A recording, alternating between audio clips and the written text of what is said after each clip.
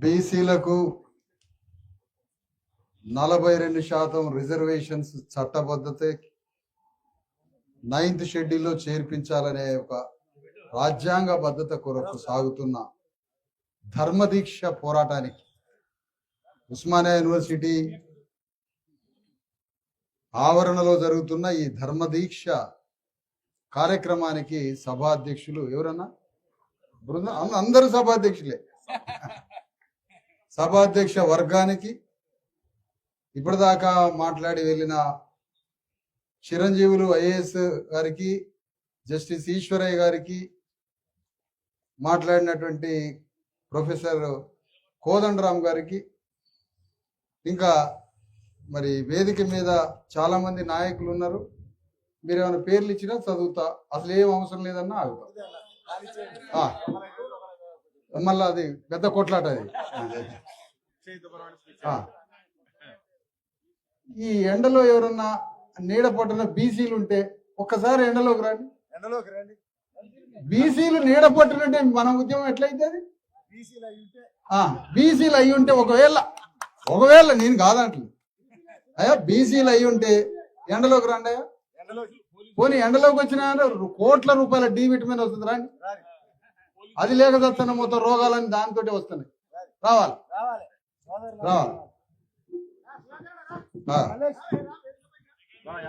రావాలి ఆ చెట్టు కింద, ఇంకెన్నకాళ్ళు చెట్టు కింద రండి మీరు. రావాలా దా. ఈరోజు కాంగ్రెస్ పార్టీ వాగ్దానం చేసిన 42% విద్యా ఉద్యోగ స్థానిక పరిపాలన వ్యవస్థలో 42% రిజర్వేషన్ల అమలు కోసం దాన్ని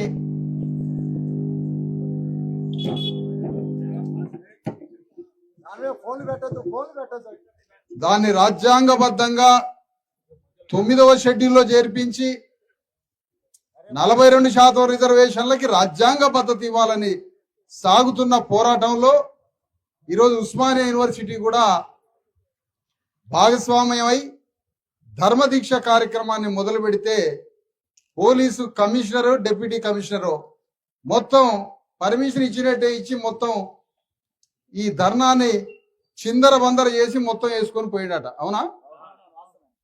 అంటే ఒక రకంగా ఉస్మానియా యూనివర్సిటీలో ఒక అగ్నిపర్వతం లాంటి ఉద్యమాన్ని ఆ పోలీస్ కమిషనరే ప్రారంభించింది. ఈరోజు చీఫ్ అండ్ రవీందర్ లాగా ఇలా ప్రారంభించాడు. అయ్యా, రేపు జరగబోయే అన్నిటికీ ప్రారంభకుడే బాధ్యుడు, ఇక జరగబోయే మొత్తం నువ్వే బాధ్యుడు. మంచిగా జరుగుతుంటే హాయిగా ప్రజాస్వామ్యబద్ధంగా ఆనందంగా చేసుకుంటుంటే నువ్వు వచ్చి ఇంత పెద్ద పని చేసినావు. నీకు ఈ సందర్భంగా అభినందనలు చెప్పాలి. అందరూ చెప్పండి. ఏసీపీ గారికి అభినందనలు తెలియజేద్దాం. జగన్ గారికి, మిత్రుడు జగన్ గారికి మరీ ముఖ్యంగా ఎప్పుడైనా ఒక ముఖ్యమంత్రి స్వభావం, ఒక ముఖ్యమంత్రి మైండ్ సెట్ ఎట్లా ఉంటుందో తెలుసుకోవాలంటే నువ్వు ఆయన దగ్గరకు పోలేవు. మరి ఎట్లా తెలవాలి? ఒక ముఖ్యమంత్రి యొక్క గుణం తెలుసుకోవాలంటే ఒక పోలీసు వాడి ప్రవర్తన చూస్తే అర్థమైపోతుంది. నీకేం అవసరం లే, ఒక పోలీసు యొక్క గుణగణాలు, అతని యొక్క ప్రవర్తనే ముఖ్యమంత్రి స్వభావం. అంటే ఇక్కడ జగన్ ఒక బొమ్మే, ఏసీపీలు, డీసీపీలు, ఎస్ఐలు బొమ్మలే. ఈ బొమ్మల్ని ఆడిస్తున్న మాంత్రికుడే రేవంత్ రెడ్డి. ఈ రేవంత్ రెడ్డి 42% రిజర్వేషన్ల విషయంలో ముఖ్యమంత్రికి, ఒక రాష్ట్రాన్ని పరిపాలించే ముఖ్యమంత్రికి ఆర్డర్ ఆఫ్ ప్రియారిటీ ఏంటి? మన యూనివర్సిటీ విద్యార్థులుగా చాలా జ్ఞానవంతంగా మనం విషయాలు తెలుసుకోవాలి. బాయిసాబ్ అరుపులు గిరుపులు చేసి పెద్ద పెద్ద ఉద్యమాలు, ఉస్మానియా యూనివర్సిటీ ఉద్యమాలకు అడ్డా అంటాడు. నేనేమంటా అంటే ఇంతవరకు ఉస్మానియా యూనివర్సిటీలో ఉద్యమమే జరగలేదని నేనంట. ఎందుకంటున్నా, ఉస్మానియా యూనివర్సిటీలో జరిగిన ప్రతి ఉద్యమ శక్తిని అగ్రకుల పార్టీలే వాడుకున్నాయి.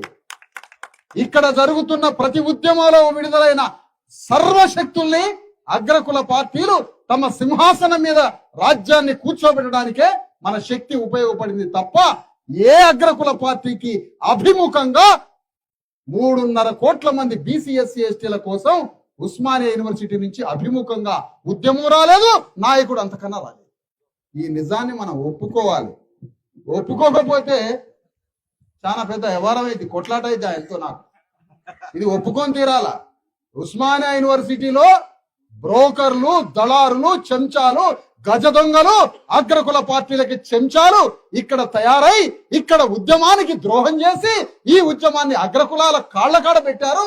తెలిసి తెలియక ఉద్యమ శక్తిని అమాయక విద్యార్థులు అగ్రకులాలకి ఈ శక్తిని అందించారు తప్ప తెలంగాణలో ఉన్న 3.5 కోట్ల మంది బీసీ ఎస్సీ ఎస్టీల రాజ్యం కోసం ఒక్క ఉద్యమం ఇక్కడ జరగలేదు. అభిముఖంగా ఒక నాయకుడు పుట్టలేదు. ఇక్కడి నుంచి మాట్లాడితే ఉద్యమాలు అంటారే ఎవరా అన్నది ఆ మాట. ఏ పోటు మునగాడు అన్నాడో రాండి నా ముందుకి. ఏ ఉద్యమం వచ్చిందో అడగండి. ఉస్మానియా యూనివర్సిటీలో ఇన్ని డిపార్ట్మెంట్లు ఉన్నాయి. సోషియాలజీ, రాజనీతి శాస్త్రం, సైకాలజీ, హిస్టరీ, ఇన్ని పబ్లిక్ అడ్మినిస్ట్రేషన్ డిపార్ట్మెంట్స్, పిహెచ్డీలు, ఇంత పెద్ద ఇంటలెక్చువల్స్ ఇక్కడ ఉన్నారు. ఏ ఉద్యమం అభిముఖంగా చేసినాం రాష్ట్రానికి? సాయుధ పోరాటం దగ్గర నుంచి ఇప్పటి వరకు 1,20,000 మంది చచ్చిపోయిన ఉద్యమం కోసం. 1,20,000 మంది చనిపోయిన అన్ని ఉద్యమాలకి మొన్న తెలంగాణ ఉద్యమం వరకు. ఇక మనం చావడానికి వీల్లేదు. 42% రిజర్వేషన్ల కోసం, బీసీ ఎస్సీ ఎస్టీ హక్కుల కోసం అమరవీరుడు రేవంత్ రెడ్డే కావాలి. ఇక శ్రీకాంతాచారి ఎన్నాళ్ళు చెప్పుకుంటావు? శ్రీకాంతాచారి అమరవీరుడు రేవంత్ రెడ్డి కావాలి, అమరవీరుడు కిషన్ రెడ్డి కావాలి, అమరవీరుడు కె చంద్రశేఖరరావు కావాలి, అవసరమైతే అమరవీరుడు కోదండరామ్ సార్ కూడా కావాలి. ఓర్ని సావులు పాడుగాను మేము చచ్చినాం. ఇదేమన్నా తెలంగాణ అమరవీరులు అయ్యే కర్మాగారం? ఇదేమన్నా ఉస్మానియా అమరవీరుల కర్మాగారమా తెలంగాణ? ఏమన్నా అందరు చావడానికి ఇదేమన్నా ఫ్యాక్టరీయా తెలంగాణ? ఎందుకు చావాలా? మేము పచ్చగా బతుకుతాం, అగ్రకులాలు అమరవీరులు కావాలి. చప్పట్లు కొట్టండి. ఎందుకు 42% కోసం? రేవంత్ రెడ్డికి రాజ్యాన్ని ఒప్పజెప్పిన 70% మంది బీసీల కోసం నువ్వు 9th షెడ్యూల్లో పెట్టేయడానికి ఒక ఆమరణ నిరాహార దీక్ష చేసి ఆ ఆమరణ నిరాహార దీక్షలో నువ్వు అమరవీరుడు అయ్యి మాకు ఈ చట్టాన్ని ఇవ్వాలి. ఇది ఇవ్వకుండా మనం మమ్మల్ని అమరవీరులు అంటే ఎంత సంతోషమో మాకు. అమరవీరులు అంటే మాకు బాగా సంతోషం. 1200 మందిని చచ్చినాం మేము. సాయుధ పోరాటంలో చచ్చినాం, కమ్యూనిస్టు పార్టీలో చచ్చినాం, పీపుల్స్ వార్లో చచ్చినాం. వాళ్ళం ఒక్కొక్కడు పీపుల్స్ వార్ నుంచి బయటకు వచ్చి మంచిగా పోలీసులు లొంగిపోయి 5 స్టార్ హోటళ్లలో వాడుంటాడు. లోపల ఉండి మనల్ని 12,000 మందిని చంపిండు. ఇక చాలేదా? బుద్ధి సిగ్గు రాలే బీసీ ఎస్టీలకి? 40 ఏళ్ల నక్సలైట్ ఉద్యమం క్షమాపణ ఎందుకు చెప్పలే ఇప్పటి వరకు? ఈ రోజు వరకు నేను చేసిన పోరాటం వల్ల వేలాది మంది బీసీ ఎస్సీ ఎస్టీలు మరణించారని ఎందుకు క్షమాపణ చెప్పట్లే? కమ్యూనిస్టు పార్టీలో, టిఆర్ఎస్ పార్టీలో, తెలంగాణ ఉద్యమంలో మొత్తం చచ్చిపోయింది బీసీ ఎస్సీ ఎస్టీలే, రాజ్యం వచ్చింది అగ్రకులాలకి అని ఎందుకు క్షమాపణ చెప్పట్లే? నేను సెటైరిటికల్ గా అనలేదు రేవంత్ రెడ్డిని, కిషన్ రెడ్డిని. కూర్చోవాలి రామయ్య గారు, sociology department head of the department కూర్చోవాలి. దయచేసి ఇందులో లాజిక్ అర్థం చేసుకోండి. నేను రేవంత్ రెడ్డి గారి పేరు ఎందుకు వాడుతున్నానంటే, అయ్యా నీకు బీసీ ఎస్సీ ఎస్టీలు అందరూ కలిసి రాజ్యం ఒప్పజెప్పారు. నువ్వు ముఖ్యమంత్రి అయినవు. నువ్వు ఆ రుణం ఎట్లా చెల్లించుకోవాలి?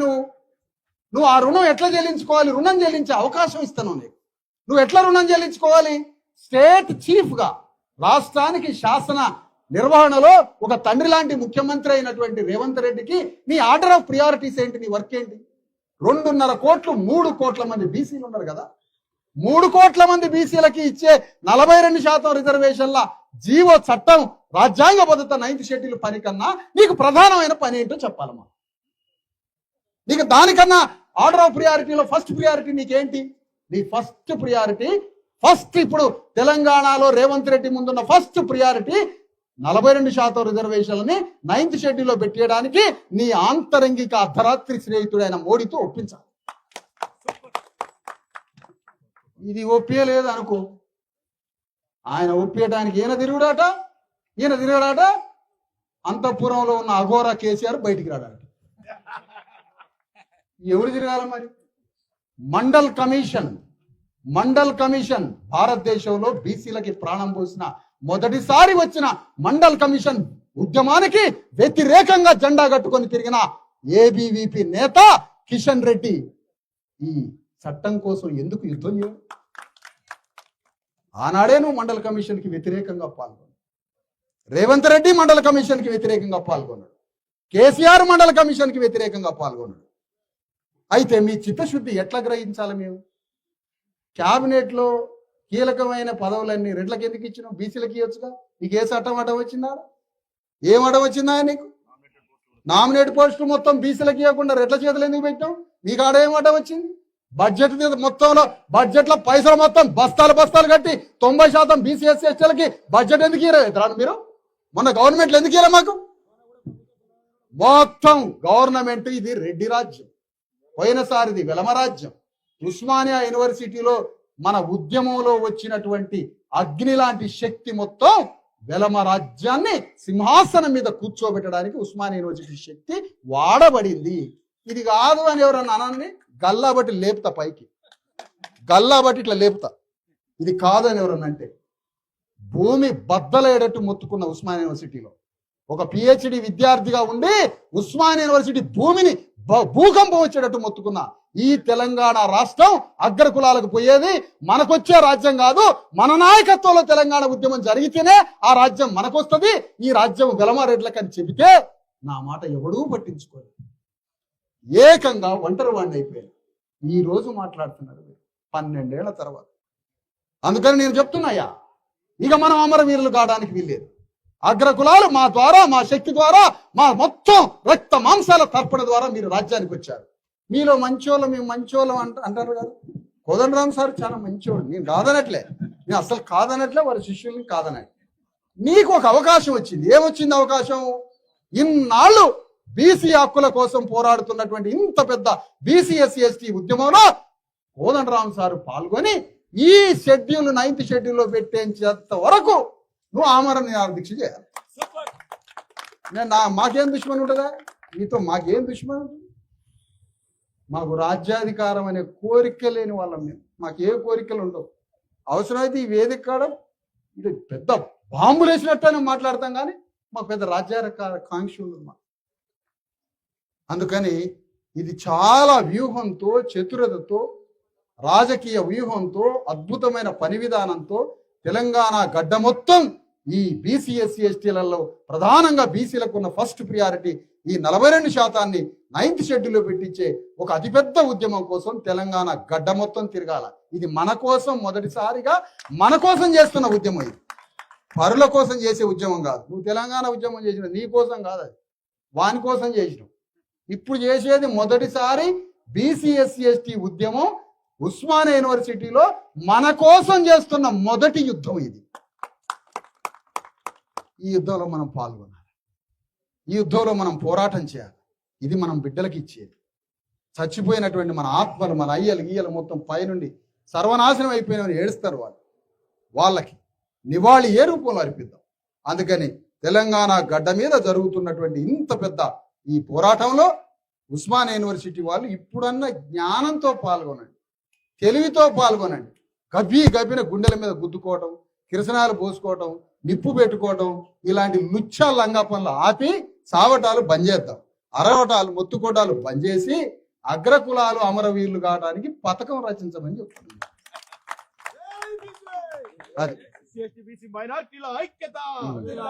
అది అందుకనే మీ ఎవడు సాగు కోరుకోగానే ఏం చెప్తున్నాం అంటే మిమ్మల్ని, అయ్యా బీసీ ఎస్సీ ఎస్టీల హక్కుల కోసం ఒక మహోద్యమం నడుస్తుంది. ఈ ఉద్యమం ద్వారా మీరంతా బీసీ ఎస్సీ ఎస్టీలకి కావలసిన సమానత్వ షేర్. కులగణన అంటే ఏంది? ఇక్కడ కమ్యూనిస్ట్ పార్టీ ఆయన ఉంటాడు, కులగణన అంటే అదంతా అంబేద్కర్ అంటాడు. మళ్ళీ ఆయనకు పెద్ద సోషలిజం, ఆయన కమ్యూనిజం. మళ్ళీ సోషలిజం అన్నా కులగణన అన్నా ఒకటే. ప్రతి కులానికి సమాన వాటా పంచడం అంటే మార్క్సిజం కన్నా గొప్ప మాట, అది కమ్యూనిస్ట్ పార్టీ కన్నా గొప్ప మాట.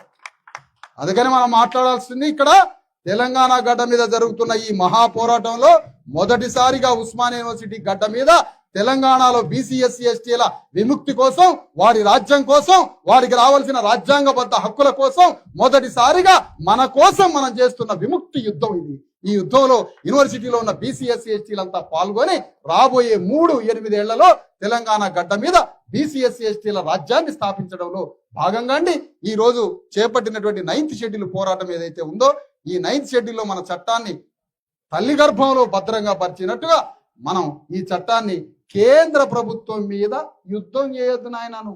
నువ్వు కేంద్ర ప్రభుత్వం మీద యుద్ధానికి పాల్గొన్నావు అనుకో, సిఆర్పిఎఫ్ వాడు దింపుతాడు, మొత్తం వేల తుపాకులు దింపుతాడు. సిఆర్పిఎఫ్ తుపాకులు వస్తాయి, బోర్డర్ సెక్యూరిటీ ఫోర్స్ తుపాకులు వస్తాయి, కేంద్ర మిలిటరీ బలగాలు వచ్చి ఉస్మానియా యూనివర్సిటీ చుట్టూ కంచెలేస్తారు. ఎందుకంటే ఇది జూ పార్క్ కదా, మన జంతువులంగా వాడు చుట్టూ కంచెలేస్తాడు, మనల్ని కాల్చడానికి వస్తాడు. మరి కాల్చిటోడేవాడు వాడు బీసీఎస్సీ ఎస్టీ, కాల్చేది బీసీఎస్సీ ఎస్టీ, కాల్పులకు గురయ్యేది బీసీఎస్సీ ఎస్టీ. ఇవన్నీ ఎందుకు? మాకు బోర్డర్ సెక్యూరిటీ పోలీసు వాడొద్దు, వాంతో కొట్లాటొద్దు, ఏమొద్దు.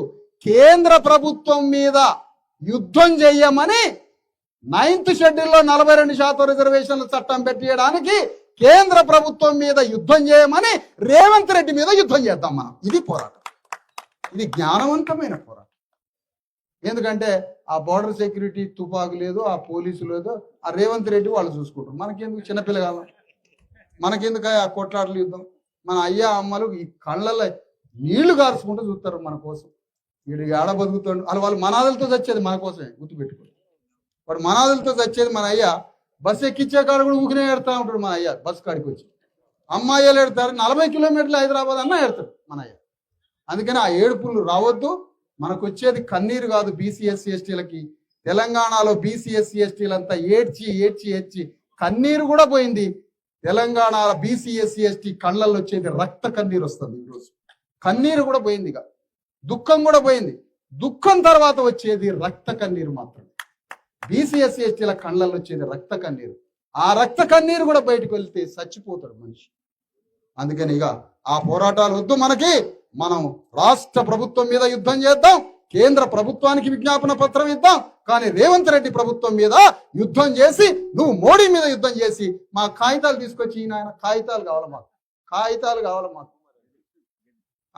ఆ కాగితం తీసుకొని వచ్చి చూస్తే ఎట్లో గట్ల మేము చదువుతాం. పెద్ద ఇంగ్లీష్ రాకపోయినా మాది ఎన్ఆర్ఎస్ హాస్టల్ మేము ఎట్లా చదువుతాం. అందుకని జాగ్రత్తగా ఈ యుద్ధాన్ని జ్ఞానంతో చేయాలని మీ అందరినీ కోరుతూ, ఈ పోరాటంలో మనం ఒక తీర్మానం తీసుకోవాలని మరొకసారి గ్రహిస్తున్న. ఇందులో సెటైర్ లేదు, హాస్యం లేదు. మనం ఒక ఓత్ హృదయాల్లో తీసుకోవాల్సింది ఏంటంటే, బీసీఎస్సీ ఎస్టీల కోసం సాగుతున్న హక్కులు, అధికారం కోసం సాగుతున్న ఉద్యమంలో ఇక మన ఒక్క రక్తం చుక్క కారదు తమ్ముళ్ళారా, అన్నలారా. మన రక్తం చుక్క కారడానికి వీలు. ఇక నశించిపోయింది, నష్టపోయింది చాలు. ఇది అంబేద్కర్ చెప్పిన శాంతియుత ప్రజాస్వామ్య రాజ్యాంగబద్ధ యుద్ధం చేద్దాం. ఈ యుద్ధంలో, ఈ పోరాటంలో మనం కావలసిన హక్కులు, అధికారం, ఆత్మగౌరవాన్ని సంపాదిద్దాం. ఆ విధంగా తెలివితో, వ్యూహంగా ఇంక్లూడ్ చేసుకోండి. ఒకరికొకడు పడకుండా వేరువేరుగా ఉండొద్దు. అందరం ఇంక్లూడ్ అయి, అంతర్భాగమై, కలిసికట్టుగా ఐక్యమత్యంతో యుద్ధం చేద్దామని కోరుతూ, ఇది ప్రారంభమైంది. 1,00,000 మందితో ఆర్ట్స్ కాలేజ్ ముందు మీటింగ్ పెట్టాలి. 1,00,000 మందితో ఆర్ట్స్ కాలేజ్ ముందు మీటింగ్ పెట్టాలి.